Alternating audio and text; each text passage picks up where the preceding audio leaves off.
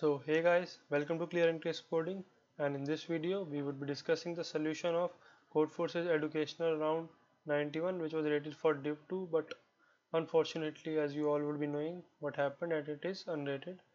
But whatever happened, we can just focus on problem solving and solve as many problems. So this was the problem B, universal solution. Let's discuss this problem. So here is the problem statement. You can read the problem, but if I explain the problem in simple terms without missing any important point, then the problem is something like this. So it is basically a rock paper scissors sort of a game in which there is a bot, and that bot has this string with character s1 s2 sn until sn, and each of these character is either r, s or p, and there is a starting index POS out of 1 to n from which bot can start playing the game. We will be understanding it in better way when we will be coming to the explanation, but just let's have a quick overview of the question. So the bot will be playing like this, and suppose the first position he started as 2, then he would be choosing first this character, then the third, then fourth, fifth, sixth, seventh, then last, and then it would be coming cyclically back to the first character. So it would be cycling rotation cycling thing, and it is just given the definition. And yes, this shows the cycle, and here is the main part which we have to do. So we have to find this c1 c2 cn, that would be our answer to the bot's chance. That means in one turn bot choose s1, we would be choosing c1. So what we have to do is we have to maximize this thing. This is win at 1, 2 and n summation divided by n. So win at any position is the number of rounds which we will win when bot start with the POS position. So now let's get to the explanation for better clarity. So here are two strings. So this would be, the above one would be done by the bot and this would be done by us. So there is a position, that is POS.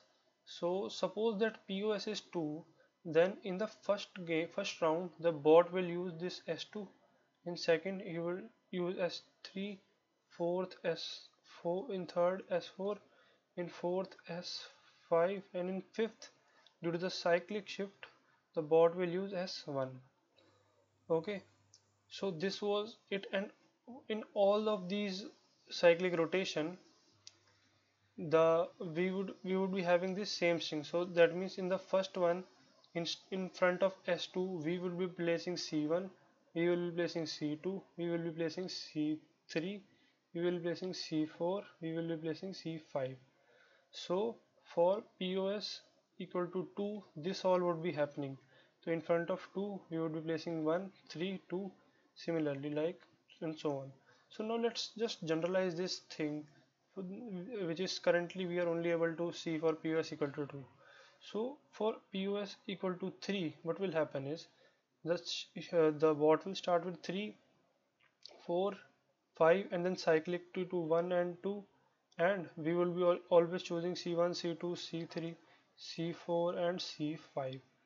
So our order is fixed. So if we are able to see to some extent that this c1, which was first played against s2, is now getting played against s3. When POS was 2, it was played against 2. When POS is 3, it is played against 4. So now let's see what is when PS equal to 4. Then the bot will play s4, we will play c1. So we are seeing that as POS is increasing, the index of the character which bot placed in front of our first option is also increasing. So here is the first observation. We can see that each of our turn is competing against each of the bot's turn once. That means in the c1 would, in the first move, it will, if POS equal to 1, it will be against this. Then in the second, if POS equal to 2, it will be against this. POS equal to 3, 4 and 5. And similarly c2, for POS equal to 1, it would be against c2. POS equal to 2, c3, 4. So basically all of these terms are just going against each of them one by one. Similarly this and so on. So this is it. That means the 2 will be also going like this. So this would be for POS equal to 1, this would be POS equal to 2, 3, 4. Since POS equal to 1, then these both would be comparing and these would be comparing. In the next turn, POS would be compared with this. So ultimately what we can see that all of these would be compared with those all of the above at least once. At least not at least it would be exactly one. So exactly one time each of them would be compared. So now what we have to maximize, so we have to maximize is the number of time we are winning in each of the round. So that means, so when suppose this was a POS, so this would be played against this and this. So in this round we would be getting win of 1. That means when POS was 1, what was our win? When POS would be here, we would be getting win at 2. When POS is 3, we are getting a win at 3. Similarly, it will win at n. And ultimately, according to the formula, we have to just maximize this entire term. Since the denominator is a constant, we can only maximize this numerator, and that is what we would be doing. So to maximize this, we will be just focusing on one thing. This one character C1 is played against each of them in these all moves. That means when 1 is there, then it is played against this, 2 it is played against this, 3 it is played against this, and 4th and 5. So, and similarly for all the other. So what we can see is that this, so suppose, and we also know that Rock is defeated by Scissor. Scissor is defeated by I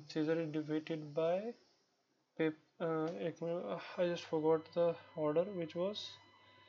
So okay, let it be any order. So basically what we see that since each of them is getting played against other ones, so if we make all of these those element which defeat the element which occur maximum in this, that means there are rock, paper and scissor. So if the rock is occurring maximum number of time, then since this would be playing against each of them, similarly this all, so these all, so if we set these all to defeat the rock, then we would be seeing that rock is getting defeated maximum number of time, and rock is also coming maximum according to our assumption that if rock was the maximum occurring element, then we will be making all of these the best option against rock, because rock is occurring maximum time, and these all would be compared against each of them one by one, and then maximum number of time we would be defeating, and we will be ultimately increasing this. So let's get to the code for better clarity. So here is the code. We will be understanding it in parts, and so basically these are just input part, and where here we are just counting the number of rocks, paper and scissors. So here just we are counting, and if the rock is occurring greater than or equal to the number of occurrence of scissor or paper, we are printing paper. That means the one which defeat rock. And similarly, if scissor is occurring, then we are printing this and this. So just we are printing the best option against each and every maximum occurring character in the bots this string. So I hope I was able to explain the problem. If still anything is unclear, do let me know in the comment section. I would be really happy to help you, and subscribe to the channel as we would be regularly posting competitive programming material from various live contests. Thank you guys, thank you for watching.